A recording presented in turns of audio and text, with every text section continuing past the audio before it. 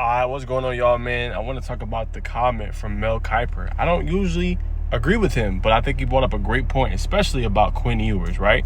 And what did he say? Arch Manning is going to be the quarterback at Texas next year, so if you want to play college football, you probably have to move on somewhere else. I would not come out unless I really played phenomenal football in these playoff games and came into the draft process with a tremendous momentum. I don't want to become a second or third round pick. So obviously this makes a lot of sense. Like I said, he's going to have a decision to make. What is he going to do? Because like you said, they want to go with Arch Manning. They like what he gives them, the momentum that he gives them, the team, they rally behind him. When he comes in there, he's very physical. He's a dual threat. He's not sitting there, back there, stuck. He can see the defense, read the field, and he looks like he has the makers to be a potentially top-end quarterback, for what we've seen from him. And the games Texas have struggled is Georgia, and they struggled with moving the football and getting points. Defense played well in that first half, right? But they couldn't separate from Georgia, and they struggled down the end, and Georgia ended up winning the game.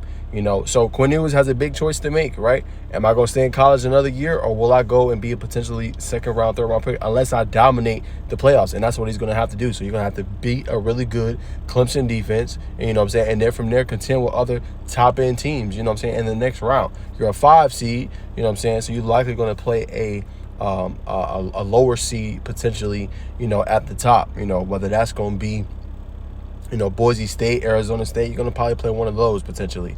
So it's going to be really intriguing to see what happens here with Quinn Ewers. If I'm him, I'm going to try to go ball out in the playoffs, create my name, at least try to get me a first-round grade.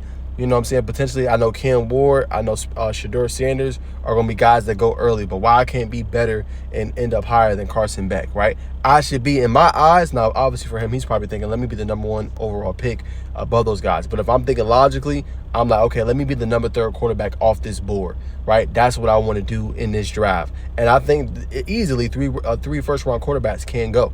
That's not out of realm possibility. But how do I build the name for myself?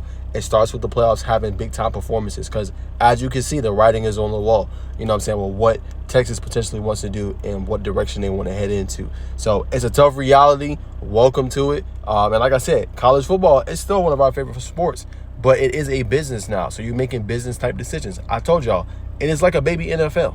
If you don't perform and they're paying you this money, they're going to either say, hey, you're going to have to hit the portal, or hey, we're moving in a different direction. It's no different than the NFL. It's the same thing. I'm not saying it's the same level, but in terms of business, it's kind of mimicking the same system. So Quinn Ewers has a big-time decision to make. Now there's going to be transfer portal teams out there he can go to, Big 12, easily, maybe even SEC programs.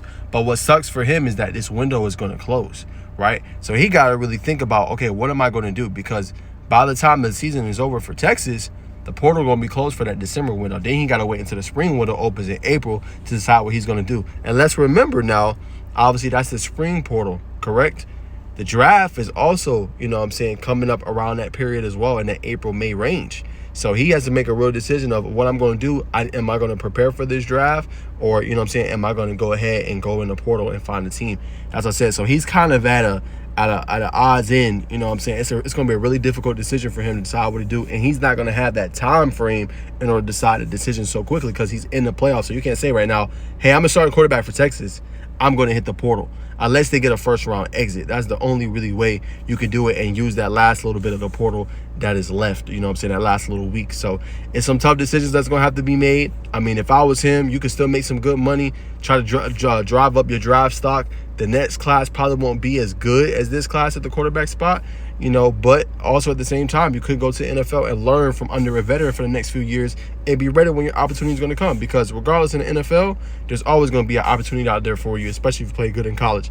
He's played good enough in college to earn an NFL opportunity and to show what he can do. Now it's just, do I go this year and potentially, suffer and be a second-round pick or a late first-round pick, or do I go build my name even more and go to the transfer portal and decide that? So a lot to be had, but if I was him, I'm trying to ball out, man, in the playoff, and I'm trying to, submit my status of who I am and that I could be a top-end quarterback.